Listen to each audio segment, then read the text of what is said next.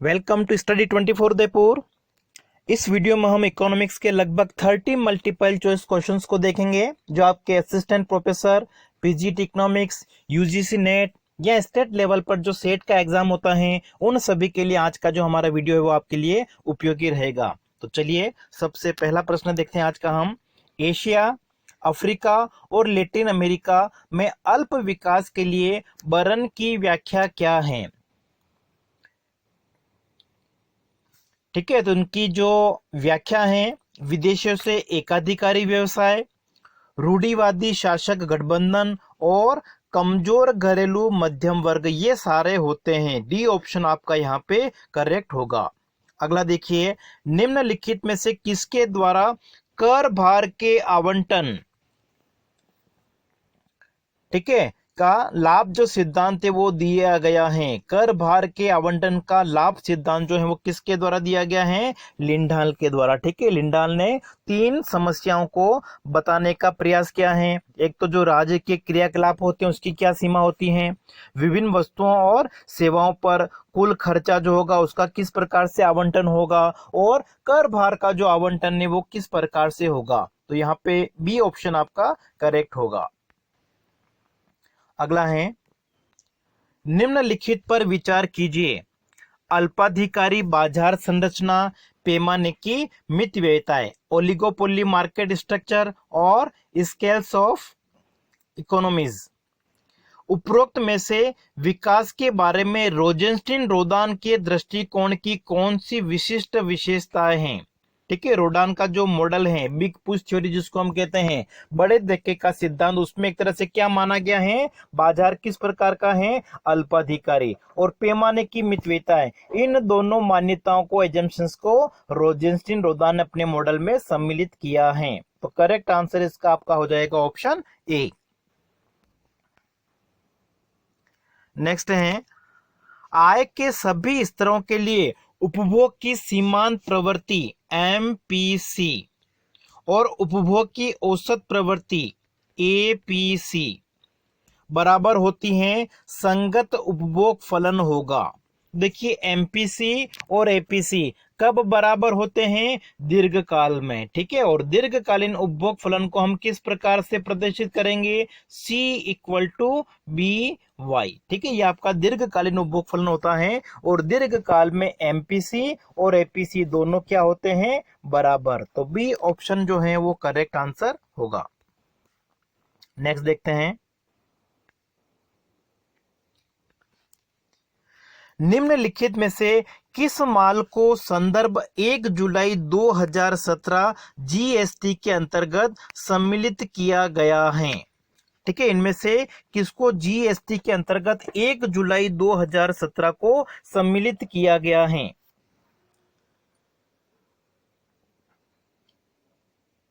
बिजली को सम्मिलित नहीं किया गया है, हाई स्पीड डीजल को नहीं किया गया है, जो क्रूड पेट्रोल होता है उसको भी सम्मिलित नहीं किया गया है, जो तरलीकृत पेट्रोलियम गैस होती है उसको सम्मिलित किया गया है। तो बी ऑप्शन जो है वो हमारा यहाँ पे सही होगा। अगला देखिए, आपूर्ति में जितना अधिक लोच होगा, ठीक है, जो सप्लाई है उसमें इलास्टिसिटी जितनी ज्यादा होगी उतना ही होगा। ठीक है, उससे क्या होगा? क्रेताओं के ऊपर करापात अधिक होता। ठीक है, अधिक होगा, मतलब ए ऑप्शन जो है वो हमारा यहाँ पे सही हो जाएगा। और करापात का मतलब क्या होता है? एक तरह से कि कर जो लगाया जाता है सरकार के द्वारा, अंतिम रूप से कर का भुगतान कौन करता है? मतलब जो मौद्रिक भार होता है अंतिम रूप से किस पर पड़ेगा? तो ये किसके ऊपर पड़ेगा? क्रेताओं के ऊपर। ठीक है, इसके अंतर्गत क्या होगा? जैसे देखिए, माना कि सरकार ने अगर चीनी के ऊपर अगर जीएसटी लगाया है, ठीक है, चीनी के ऊपर किसी प्रकार का अगर कोई कर लगाती हैं, तो जो उत्पादक है वो क्या करेंगे? चीनी की कीमत में उस जीएसटी जो कर लगाया गया है उसका मूल्य जोड़कर वो उपभोक्ताओं से वसूल लेते हैं। तो आपूर्ति की लोच जितनी अधिक होगी, कर का जो भार है वो किसके ऊपर ज्यादा पड़ेगा? क्रेताओं के ऊपर। अगला देखिए, कराधान के भुगतान की योग्यता का सिद्धांत किस आदर्शवादी धारणा के साथ तार्किक रूप से संबंधित सर्वाधिक तर्क संगत हैं? ठीक है, कराधान के भुगतान की योग्यता मतलब व्यक्ति की जो एबिलिटी होती है, योग्यता होती है, उसी के अनुसार उसको कर का भुगतान करना चाहिए, उसी के अनुसार उससे कर का एक तरह से कर लिया जाना चाहिए। ठीक है, तो ये जो आदर्शवादी अवधारणा है वो किसके साथ में संबंधित हो जाएगी? आपकी ऊर्ध्वाधर समता, एक तरह से हम कह सकते हैं, क्योंकि व्यक्ति की जो एबिलिटी है, जो व्यक्ति जितना कर दे सकता है उससे उतना ही वसूलना चाहिए, उससे अधिक वसूलना नहीं चाहिए। तो इसको हम एक तरह से कहेंगे ऊर्ध्वाधर समता। अगला देखिए, अधिकतम सामाजिक लाभ का सिद्धांत किसके साथ में संबंधित है? ठीक है, अधिकतम सामाजिक लाभ का जो सिद्धांत है वो क्या बताता है कि जब सरकार के द्वारा टैक्स लगाया जाता है तो इससे लोगों को त्याग करना पड़ता है, सीमांत त्याग। कर की मात्रा बढ़ने के साथ में सीमांत त्याग बढ़ता जाता है, जबकि सरकार एक तरह से क्या करती है, जब व्यय करती है तो इससे लोगों को क्या होता है, लाभ होता है। ठीक है, सीमांत सामाजिक लाभ। तो जहां पे सीमांत सामाजिक लाभ और सीमांत सामाजिक त्याग बराबर हो जाएंगे, वहां पर उस बिंदु को हम क्या कहेंगे, अधिकतम सामाजिक लाभ का बिंदु कहेंगे। तो ये टैक्सेशन करों के संदर्भ में भी लागू होता है और सार्वजनिक व्यय के संदर्भ में, क्योंकि जब सरकार व्यय करती है तो उससे क्या होगा, लाभ मिलेगा, और जब टैक्स लगाए जाएंगे तो क्या होगा, उसके त्याग करना पड़ेगा। जहां पे सीमांत त्याग और सीमांत लाभ बराबर होंगे वहां पे अधिकतम सामाजिक लाभ का बिंदु होगा। तो यहाँ पे आपका जो ऑप्शन है वो कौन सा होगा, डी। अगला है, इष्टतम प्रशुल्क, ऑप्टिमम टेरिफ या अनुकूलतम प्रशुल्क जिसको कहा जाता है, के बारे में निम्नलिखित कथनों पर विचार कीजिए। लाभार्थी देश विश्व बाजार में किसी विशेष वस्तु के बारे में बड़ा उत्पादक देश होता है। बिल्कुल सही है। ठीक है, जो प्रशुल्क लगा रहा है, जो प्रशुल्क से लाभ कमा रहा है, वो विश्व बाजार में किसी विशेष वस्तु के बारे में बड़ा उत्पादक देश होता है। और इष्टतम प्रशुल्क में अगर किसी प्रकार का कोई विचलन होता है, ठीक है, उसमें कुछ चेंजेस आ जाता है, तो कल्याण क्या होगा, घट जाएगा। तो यहाँ पे दोनों कथन जो है वो सही हैं। ऑप्शन हमारा क्या हो जाएगा, ए। अच्छा, इष्टतम प्रशुल्क की अगर हम बात करें तो इष्टतम प्रशुल्क क्या होता है कि देखिए, कोई भी देश अगर प्रशुल्क लगाता है तो प्रशुल्क से क्या होगा, उस देश की जो टर्म्स ऑफ ट्रेड है, व्यापार की शर्तें, उसमें एक तरह से क्या होगा, सुधार होगा। देखिए, प्रशुल्क लगाने से क्या होगा, उस देश की जो व्यापार की मात्रा है वो तो घट जाएगी, लेकिन जो देश प्रशुल्क लगाएगा, टैरिफ लगाएगा, उसके कल्याण में एक तरह से क्या होगा, सुधार होगा। तो देखिए, कल्याण में सुधार हो रहा है, इसको हम क्या कहते हैं, धनात्मक प्रभाव। और व्यापार की मात्रा घट रही, इसको क्या कहा जाता है, ऋणात्मक प्रभाव। जब धनात्मक प्रभाव ज्यादा होगा ऋणात्मक प्रभाव की तुलना में, तो ये प्रशुल्क क्या कहलाएगा, अनुकूलतम प्रशुल्क। मतलब अनुकूलतम प्रशुल्क क्या होता है, प्रशुल्क की वह दर जो किसी देश के कल्याण को अधिकतम कर देती है। ठीक है, जहां पे वेलफेयर जो होता है वो अधिकतम हो जाएगा। ठीक है, जो प्रशुल्क की दर किसी देश के कल्याण को अधिकतम बनाती है, उसको हम क्या कहते हैं, अनुकूलतम प्रशुल्क कहते हैं। तो यहाँ पे देखिए, दोनों कथन सही हैं। और किंडलबर्गर ने अनुकूलतम प्रशुल्क को मापने के लिए एक सूत्र दिया था, वो भी आपको याद रखना है। ठीक है, वो फॉर्मूला क्या था, 1/E-1। ठीक है, और यहाँ पे ई का मतलब क्या है, जो ऑफर कर होता है, प्रस्ताव वक्र, उस पे बिंदु की लोच, ठीक है, दूसरे देश की। तो ये फॉर्मूला भी आपको साथ साथ में याद रखना है। अगला है, मेलिट द्वारा विकसित नए व्यापार सिद्धांत का निम्नलिखित में से कौन सा विशिष्ट निहितार्थ नए व्यापार सिद्धांत से भिन्न है?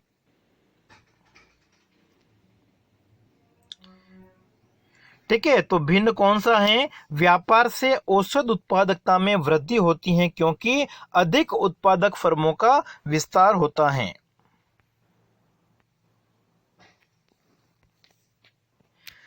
यह विचार कि विकास के साथ आय की असमानताएं पहले बढ़ती हैं और उसके आगे विकास के साथ कम हो जाती हैं। ठीक है, देखिए, कुजनेट्स की जो परिकल्पना है उसमें हम देखते हैं कि पहले क्या होता है, जैसे जैसे विकास होता जाता है तो आय की जो असमानता पहले तो क्या होगी, बढ़ेगी, लेकिन उसके बाद में क्या हो जाएगी, कम हो जाएगी। तो हमारा जो ये वक्र बनता है वो किस प्रकार का बनता है, उल्टे यू आकार का।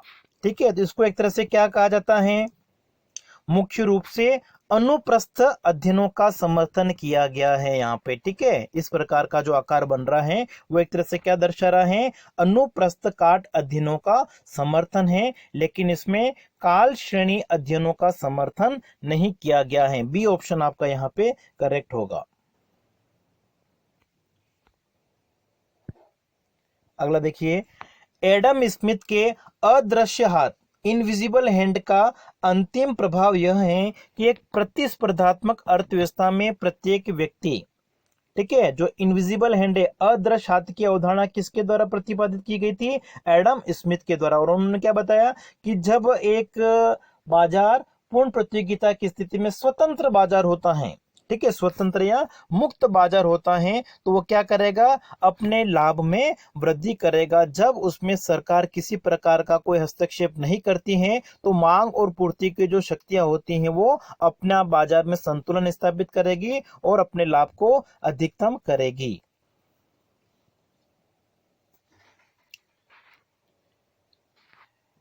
ठीक है, तो यहां पे देखिए, प्रतिस्पर्धात्मक अर्थव्यवस्था में प्रत्येक व्यक्ति यदि अपने हित में कार्य करता है तो वो क्या करेगा, लाभ पाएगा। ठीक है, तो यहाँ पे आपका जो ए ऑप्शन है वो करेक्ट होना चाहिए।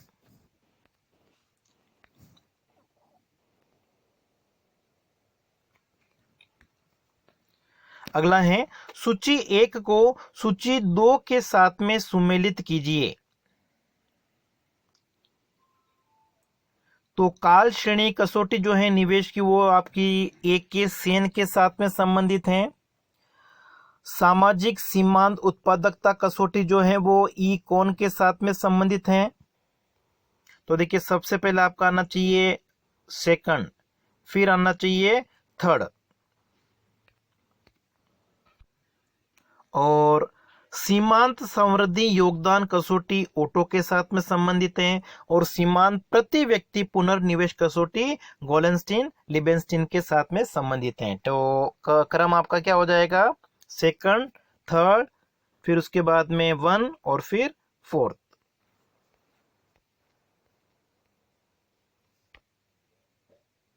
ठीक है, सी ऑप्शन इसमें। अगला देखिए, यदि सोलो के समृद्धि मॉडल की मुख्य भविष्यवाणी वैध है, ठीक है, सोलो का आर्थिक विकास का जो मॉडल है उसका ये जो क्वेश्चन आपका यूजीसी नेट में बार बार पूछा जाता है कि यदि सोलो के समृद्धि मॉडल की मुख्य भविष्यवाणी वैध है तो इस स्थिति में क्या होगा, देशों के बीच में प्रति व्यक्ति जो वास्तविक जीडीपी का अंतर है वो क्या होगा, घटेगा। तो यहाँ पे आपका बी ऑप्शन जो है वो सही हो जाएगा। नेक्स्ट है, उपभोग फलन C बराबर 0.75y और निवेश फलन I equal to 110 minus 0.25I दिए होने पर IS फलन का समीकरण क्या होगा। तो इसको आप क्या कर सकते हैं, देखिए y इक्वल टू क्या होता है, आप संतुलन की स्थिति में C प्लस I होता है, तो इस समीकरण में आप वैल्यू रख के इसको सोल्व कर सकते हैं। या अगर हम चाहें तो संतुलन की स्थिति में क्या होता है, S इक्वल टू I होता है, इससे भी हम कर सकते हैं।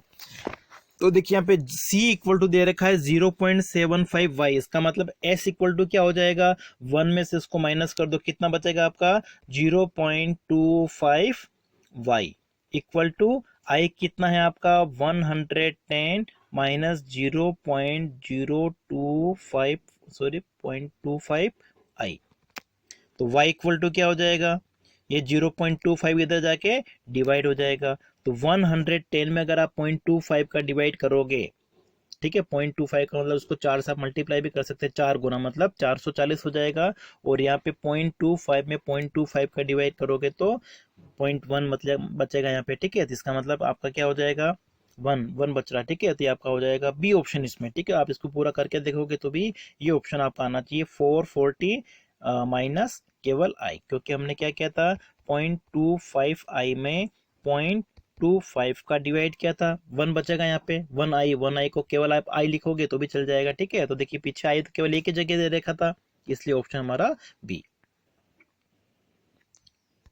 अगला है, निम्नलिखित में से किस क्षेत्र में अवधि 2004-5 से 2009, ये पुराना डेटा पूछा हुआ है, दौरान रोजगार लोच का अनुमान इकाई से अधिक किया गया? तो इस अवधि में जो कंस्ट्रक्शन सेक्टर है, निर्माण क्षेत्र है, उसमें रोजगार लोच का अनुमान इकाई से अधिक किया गया था। अगला है, निम्नलिखित को कालक्रम में व्यवस्थित कीजिए। ठीक है, तो देखिए महल नोबिस मॉडल आपका आया था द्वितीय पंचवर्षीय योजना में। पीसी महल नोबिस का जो मॉडल था द्वितीय पंचवर्षीय योजना आपकी 1956 से 61 की अवधि का है। तो अनवरत योजना, ये लगभग 5वीं पंचवर्षीय योजना को बंद करके शुरू किया गया था 1978 से 80 के बीच में। ठीक है, जिसको आप रोलिंग प्लान भी कहते हैं, जनता सरकार के द्वारा शुरू किया गया था। तो ये आपका आ जाएगा 78 से 80 की अवधि में।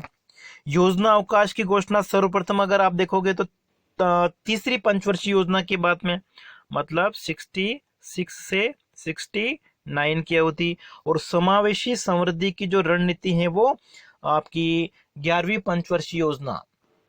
ठीक है, 2007 से 2012 11वीं पंचवर्षीय योजना। मतलब ये तो आपका सबसे बाद में आ जाएगा। सबसे पहले आपका क्या आ जाएगा, महल नोबिस मॉडल, फिर योजना अवकाश की घोषणा, उसके बाद में अनवरत योजना, और सबसे अंत में समावेशी समृद्धि रणनीति। ठीक है, इंक्लूसिव ग्रोथ स्ट्रेटेजी। नेक्स्ट है, निम्नलिखित में से कौन सा कथन 2014-16 की अवधि के दौरान भारतीय अर्थव्यवस्था के संदर्भ में सही है? ठीक है, ये भी क्योंकि ये पुराना क्वेश्चन है आपका, तो इसमें से शायद आंसर आपका होना चाहिए कि निर्यातों में तो एक तरह से कोई उत्साहजनक नहीं रहे हैं भारत की इस अवधि में। निजी पूंजी निवेश तेज गति से हुआ। ठीक है, दोनों कथन आपके यहाँ पे गलत होना चाहिए। अगला देखिए, जीएसटी के अंतर्गत माल के वर्गीकरण के लिए प्रयुक्त कोड हैं।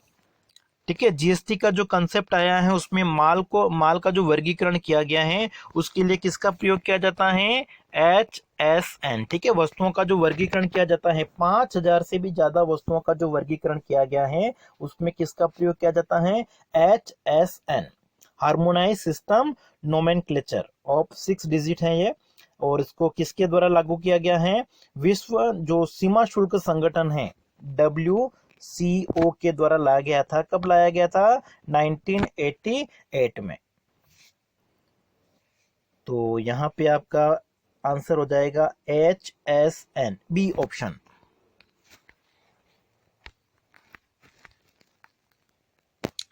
नेक्स्ट देखिए, यदि देश में CPI आधारित मुद्रास्फीति दर इस प्रकार दी गई है, ठीक है 25679, लेकिन यहाँ पे आप सन देखिए 2017, 2016, 2015, ये मतलब 2013 से आप देखोगे कितनी थी उस समय, 9%। 2014 में कम होके हो गई आपकी 7%, 2015 में और घट के 6% हो गई, 2016 में 5%, 2017 में 2%। तो यहाँ पर अगर आप देखोगे तो जो मुद्रास्फीति की दर है वो लगातार क्या हो रही है, घटती जा रही है। तो जब मुद्रास्फीति की दर लगातार घटती जाती है तो इसको हम क्या कहते हैं, डिसइंफ्लेशन।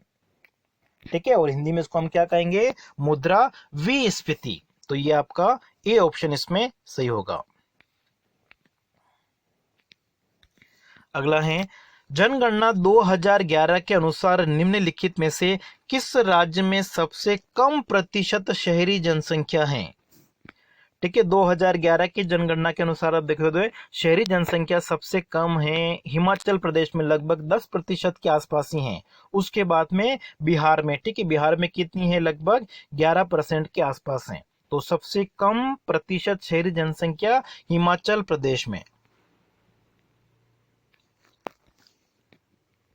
ठीक है, यदि वर्ष 1980 और 2000 के लिए मूल्य आंकड़े दिए गए हैं, ठीक है, मतलब आपको P0 भी दे रखा है, P1 भी दे रखा है। ठीक है, 1980 की जो कीमत होगी उसको हम क्या कहेंगे, P0, और 2000 की कीमत को हम क्या कहेंगे, P1। और वर्ष 2000 के लिए केवल मात्रा आंकड़े दिए गए, मतलब आपको यहाँ पे दे रखा है Q1 दे रखा है, Q0 दिया हुआ नहीं है। तो 1980 को आधार मानते हुए किस प्रकार के सूचकांक की रचना की जा सकती है? ठीक है, 1980 को आधार माना कि मतलब 1980 की कीमत आपको P0 दे रखी, Q0 दिया हुआ नहीं है। तो यहाँ पे आप जो फॉर्मूला यूज करोगे वो क्या यूज करोगे,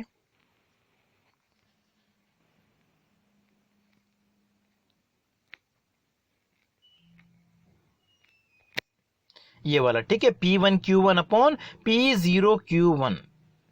और ये जो फॉर्मूला है वो आपका किसका है, पाशे का है। ठीक है, तो यहाँ पे आपका बी ऑप्शन जो है वो करेक्ट हो जाएगा, क्योंकि यहाँ पे हमको आधार वर्ष की मात्रा नहीं दे रखी है। अगर आधार वर्ष की मात्रा दे रखी होती है और वर्तमान वर्ष की, चालू वर्ष की अगर नहीं दे रखी होती, 2000 की अगर हमको मात्रा नहीं दे रखी होती, 1980 की मात्रा दे रखी होती तो लेसपेयर का प्रयोग करते। 1980 की मात्रा नहीं दे रखी है, 2000 की दे रखी, इसलिए हम किसका प्रयोग करेंगे, पाशे का प्रयोग करेंगे। अगर 1980 और 2000 दोनों की कीमत भी दे रखी होती, दोनों की मात्रा भी दे रखी होती, तो हम फिशर के सूचकांक का प्रयोग करते। यदि दो घटनाएं ए और बी परस्पर अपवर्जी हैं तो निम्नलिखित में से कौन सा सही है। ठीक है, अपवर्जी घटनाओं के संदर्भ में अगर आप देखोगे तो फॉर्मूला आपका क्या हो जाएगा, probability of A plus probability of B. ठीक है, दोनों की अलग अलग प्रायिकताओं को हम क्या करेंगे, जोड़ लेंगे। तो यहाँ पे आपका जो करेक्ट आंसर है वो कौन सा होना चाहिए, फर्स्ट ऑप्शन। नेक्स्ट देखिए, यदि 1000 सीमांत लघु और बड़े कृषकों के समग्र में से, ठीक है, जो 1000 किसान है उनको अलग अलग भागों में यहाँ पे वर्गीकृत किया गया है। सीमांत कृषक भी हैं, लघु कृषक भी हैं, बड़े कृषक भी हैं। ठीक है, और इनमें से 100 कृषकों का नमूना सैंपल लेना है, तो कौन सा नमूना चयन सर्वाधिक, कौन सी सैंपलिंग मेथड जो है वो अच्छी रहेगी, स्ट्रेटिफाइड। ठीक है, जो स्थितिज यादृच्छिक नमूना चयन होता है उसका प्रयोग किया जाएगा, क्योंकि उसमें संपूर्ण जो समग्र होता है उसको अलग अलग वर्गों में विभाजित किया जाता है। ठीक है, सीमांत कितने हैं, लघु कितने हैं, बड़े कृषक कितने हैं, इसका मतलब जो स्ट्रेटिफाइड सैंपलिंग है, स्थितिज यादृच्छिक चयन जिसको हम कहते हैं, उसका प्रयोग करना उपयुक्त रहेगा। नेक्स्ट है, मूल्यों के एक समुच्चय के विचरण के वर्गों का योग सिग्मा dx स्क्वायर न्यूनतम है, तो विचरण किससे लिए जाएंगे, x माइनस एक्स बार आपने किया है। ठीक है, तो इसके लिए हम किसका प्रयोग करते हैं, समांतर माध्य का प्रयोग करेंगे।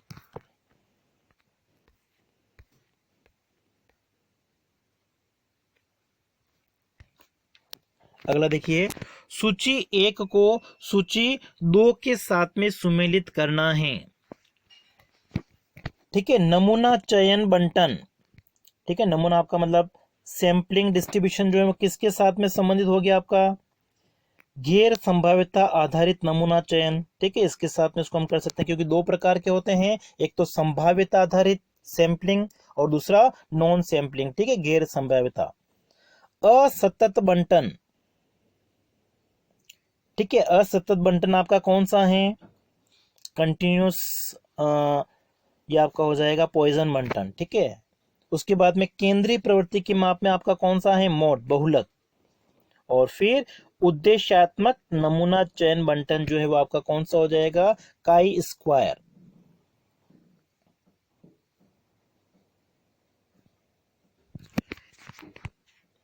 ठीक है, इसको हम देख लेते हैं एक बार और।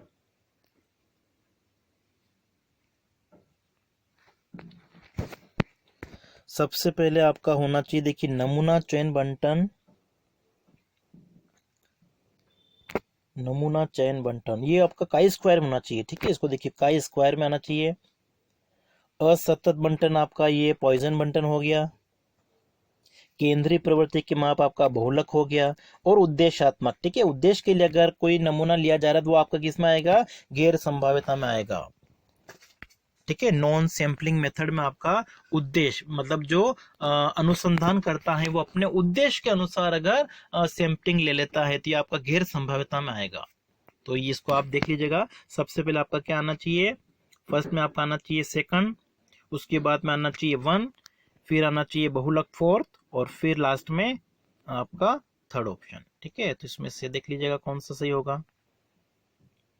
नेक्स्ट है प्रश्न 47 से 50 अभिकथन ए और तर्क हमको दिए हुए हैं। फिर आपका आंसर देना है। ए ऑप्शन आपका होना चाहिए कब होगा, जब ए और आर दोनों सही दे रखे होंगे और आर ए की अगर सही व्याख्या करता है तो ए ऑप्शन आपका करेक्ट होगा। अगर ए और आर दोनों सही है किंतु व्याख्या अगर सही नहीं करता है तो उसको आपको बी ऑप्शन देना होगा। ए सही है लेकिन आर सही नहीं तो आपको सी ऑप्शन बताना होगा। ए सही नहीं है, आर सही है, तो उसके लिए आपको डी ऑप्शन बताना होगा। तो इस अनुसार अगर आप देखोगे तो हमारा जो 47वां क्वेश्चन है, अनेक विकासशील देशों की मांग है कि प्राकृतिक व्यक्तियों का देशों के पार आवागमन को प्रोत्साहित किया जाना चाहिए। ठीक है, ये बिल्कुल सही लग रहा है। और विकासशील देशों के पास में श्रम बहुल सेवाओं में प्रतिस्पर्धात्मक लाभ होता है। ठीक है, विकासशील देशों के पास में पूंजी कम होती है, श्रम ज्यादा होता है, तो उनसे उनको लाभ ज्यादा होता है। तो यहाँ पे हमको दोनों कथन जो है वो सही लग रहे हैं और व्याख्या भी क्या है आपकी सही है।